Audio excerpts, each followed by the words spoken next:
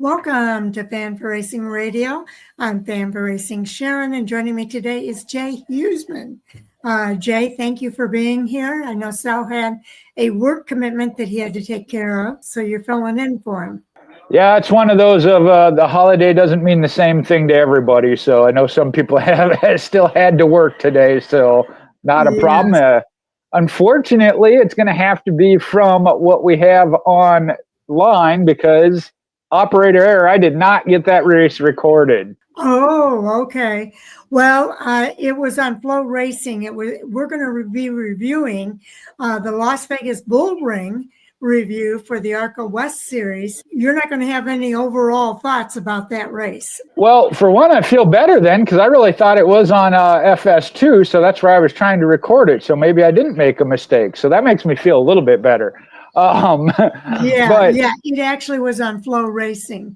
Okay. I did watch some of the highlights and stuff after the fact. I agree. I think it was a good race. Connor Hall, very impressive. I know we'll talk about him. The point shakeup kind of set up not as exciting championship finale, but I think Trevor Huddleston has earned that position based on his season now as well. Absolutely. He extends his point lead after this race at the Bullring. And this is the first time he's won at the Bullring, too. So it was a pretty exciting win for Trevor Huddleston. So we'll go ahead and get started with our notes here for the Star Nursery 150 presented by the West Coast Stock Car Motorsports Hall of Fame at the Las Vegas Bullring for the ARCA West Series. Do you want to take the first note here? All right, well, we got to start with Trevor Huddleston in that number 50 High Point Racing Race Car Factory Ford. Started from the General Tyler pole and led the most laps to score his fourth win of the 2025 ARCA Menard Series West season. And Friday night, Star Nursery 150, presented by the West Coast Stock Car Motorsports Hall of Fame at the Bullring in Las Vegas Motor Speedway. Now, the win is Huddleston's second consecutive and the ninth of his career now. Yeah, that's pretty cool. He won at Madera and then now at Las Vegas. And the next race up is going to be the season finale at Phoenix. So we'll see. He's going to secure his championship there. On lap 24, Huddleston and Kyle Keller, this was unfortunate. In the number 71 Jan's Towing and Jan's Racing Ford were battling for the lead and made contact after slipping through some lap traffic. The contact cut Keller's left front tire, forcing an unscheduled pit stop that cost him 4 laps to the lead. Keller would spend most of the night racing, trying to regain those lost laps, and eventually finished 13th and 2 laps down. That was so unfortunate for Kyle Keller, but I know Huddleston was feeling bad about it as well. Yeah, that's one of those it was hard racing. I don't think there was anything egregious there, just as I mentioned, hard racing and the way it came out. You're right, Trevor. That's not how he wanted to see it go for the night. Yeah, not at all. Now, Huddleston did enter the night with an 18-point advantage over Keller in the ARCA Menard Series West standings. He heads into the season finale at Phoenix Raceway now with an unofficial 37-point advantage. So almost double, or a little more than double, actually. Now, the 2-time NASCAR Advanced Auto Parts Weekly Series national champion Connor Hall in the number 24 Sigma Performance Services Chevrolet finished second in his West Series debut. So it was really cool to see Connor Hall in this race. He led much of the second half of the race, but he gave up the lead as he checked up for a slow car off turn 4, headed to pit road directly in front of him. Hall will return to the cockpit for the season finale at Phoenix in 3 weeks. So it's really good to hear that he's going to be back. I'd love to see him race full time next. I would as well. I don't know if it'll necessarily be in the West Series, but obviously getting some seat time and some experience as well as some eyes on him after that performance. Now, Robbie Keneally, the number 1 Jan's Towing, Jan's Racing Ford, started outside the front row, but slipped out of the groove in turn 3 on the opening lap and dropped as deep as 14th by lap 10. Keneally patiently worked his way back through the field to finish 3rd, which was his 7th top 5 performance of the year. And that Jan's towing team, as a team, have just been performing so well this year. They really have been, and I'm real happy to see them doing as well as they are. Now, Thomas Annunziata in the number 15 Venturini Motorsports Toyota finished in 4th place, the highest finishing Venturini Motorsports entry in the team's final race. Now, Taylor Reamer in the number 25 Buzzballs Toyota, who finished 9th, and Jade Abadizian in the number 20 Mobile One Toyota, 12th, were both nearly swept into a spin by Eric Johnson Jr. in the number 5 Sherwin-Williams Toyota and Monty Tipton in the number 4 Bare Bones Broth Toyota. Johnson would recover to finish 10th. Tipton finished in 11th. So it was unfortunate that happened, but I think everybody made the best of it. Another one, a racing incident. Unfortunately, not what I wanted to see, obviously, with Eric Johnson Jr., as well as the rest of them from Venturini Motorsports, as I believe this was their last race, as they will not be entering Phoenix, if I recall correctly. Now, Tanner Reif in the number 13 Central Coast Cabinet Toyota finished 5th. His first top 5 finish since he finished 5th at Kevin Harvick's Kern Raceway back in July, which was 5 races ago. Unusual streak for Tanner Reif. It certainly is. And Andrew Chapman again was back in the number 55 High Point Racing Race Car Factory Ford. He nearly picked up his second career top 5 finish, but he did place 6th.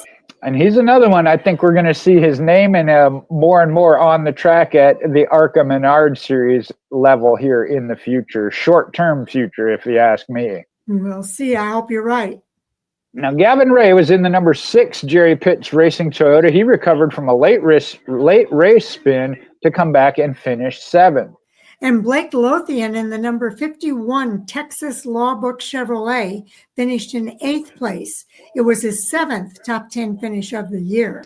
And that should pretty much cover the top 10. We've been talking about the next race for the ARCA Menard Series West is the Desert Diamond Casino West Valley 100 at Phoenix Raceway, and that'll be on Saturday, November 1st. That race will be streamed live on Flow Racing starting at 12:30 p.m. Eastern Time, which would be 10:30 a.m. Pacific Time. Live timing and scoring data and live race audio will also be available at arcaracing.com. It was a really good race. Any other thoughts here with regard to this race? No, I did feel like the next, at that time when we did the preview, the 2 tracks coming up here at Las Vegas and Phoenix, all maybe not for the win, did favor Trevor Huddleston. And with the momentum he was carrying, I think this was his championship to lose, if you will. Could have been a little more intense had we not had a couple of the incidences we had there with Kyle Keller, Eric Johnson Jr. But like I said, I think it kind of played out the way I anticipated, because even had Keller stayed right with him, starting the race with an 18-point lead, had they both run together and say in the top 5, neither one getting the win, you weren't going to gain a whole lot of points anyway. This, I think, was the only way that major points were going to be gained, was one of them have a bad race, which unfortunately that was Kyle Keller. Yes, that was very unfortunate for him. And then that other group that had a little bit of a run-in between Taylor Reimer, Eric Johnson Jr., Monty Tipton, and Jade Abadizian. They all finished. Taylor Reimer in 9th, Johnson in 10th, Tipton in 11th, and Jade Abadizian in 12th. They were the last cars on the lead lap. So at least they were able to stay on that lead lap in that race. Do you want to cover the points here for the ARCA West? All right. I was looking at that and we mentioned it was unofficial. Here on the ARCA Menard Series homepage, if you pull up the points, it shows Trevor Huddleston with a 34, not 37. Again, that's why we said it was unofficial at this point, over Kyle Keller. Then we talked about this on the preview. Tanner Reif now in 3rd at 518. Robbie Keneally is only 2 points behind him at 516.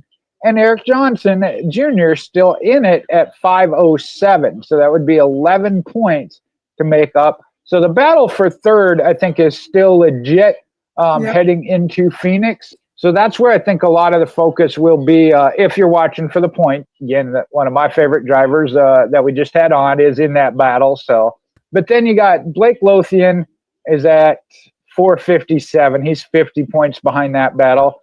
David Smith, the last driver that made all 11 starts, in seventh, is at 426. So you see the gaps. Then we got a gap down to 255, as that's where Jake Bowman only has 7 starts. Todd Souza. Andrew Chapman, with only 4 starts, worked his way up into 10th. So that tells you, let's look at his stat line. 1 top 5, 4 top 10s, average start 10.3, average finish 5.5. So that tells you where he's at coming into these races, the talent and whatnot. Like I said, I think you're going to see his name more and more. I believe you are absolutely correct. And then, of course, the season finale, they're going to be on the big stage with now all 3 of NASCAR's top 3 series, the Truck Series, Xfinity, and Cup Series, out at Phoenix Raceway. And that will come up in 3 weeks, as they mentioned. We've still got to complete the round of 8 for NASCAR's top 3 at Talladega and then Martinsville. And then everybody ends the season at Phoenix Raceway. And that is pretty cool for the next races, I believe now the NASCAR's top 3 all parallel when it comes to the races. You mentioned Talladega, Martinsville, and then Phoenix. But to have the West Series also there to wrap up a season at Phoenix is really cool. And we've talked to several of the drivers of how much that means when they run parallel, especially over a championship weekend. Yes, indeed. All right. Now, do watch for more coming from Fan for Racing Radio. We've got 3 reviews that Jay and I are doing today, and those should be up sometime later this afternoon and early this evening. And then at 10 o'clock Eastern time, we have our Hot Topic Sound Off conversation with Jay and Chris as we discuss the hottest topics from the weekend of racing. And it's always a lot of fun to kind of hash that out. Also, later this week, Jay and I will get together and do the previews for the 3 races that are taking place out at Talladega Superspeedway coming up next weekend. And on Friday, Taz and I sit down and give you the fantasy report to help you with your fantasy picks for the NASCAR Cup Series. And of course, we'll be back next Monday and start all over again with our reviews and Hot Topic Sound Off. Well, I don't know how you guys are doing as far as advice on giving the picks, but I know y'all are popular as far as fans watching it, because I believe there were 40-some views that watched Friday's fantasy preview video. Yes, indeed. We picked up a couple of new subscribers as well. But we want to take a minute and just say thank you to everybody for tuning in. And we hope you'll continue to tune in with us as we continue to do reviews and our Hot Topic Sound Off later on today. So take care, everybody. And Jay, anything you want to say? No, we'll talk to you soon as we cover the Xfinity series.